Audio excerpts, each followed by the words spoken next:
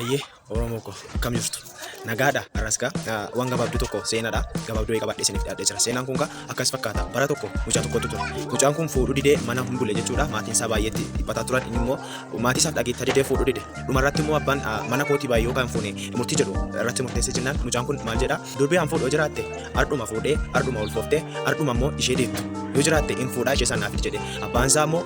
durba gosa kanaa barbaadisa jooruu ka'ee inuma barbaada hin argu inuma barbaada mana hedduu seenee achi booddeerra immoo mana tokko argee mana tokkicha waa'ee seenee akkas maal taatinaan akkas rakkadheen mucaan koo fuudha didee ammoo durba akkas jirtu yoo argeen fuudha jedhee na rakkifnaan barbaasa waan kanatti hin jira durba akkasii qabdee dhee gaafate innaa akka tasaa ta'ee mana san keessa mucaa wayiitti turte mucaan sun gaa hin jira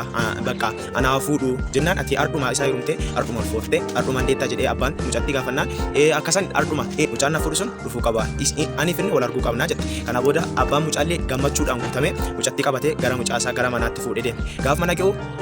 ijoollee lama wal arganii mucaan jalqaba ardhuma na heerumte ardhuma naaf ulfoofte ardhuma naaf deettaa jedhee gaafa ishee gaafatu inni rakkoon qabu ati immoo akka ardhuma si heerumee ardhuma siif ulfaa'ee ardhuma siif hindaa atillee garbuu fuudhiti ardhuma facaasi ardhuma haamii ardhuma tumiitii ardhuma daasisi bulluqa naaf ittiin hojjadhu ammaayyuu ulfaa'een jira jettee jedhama.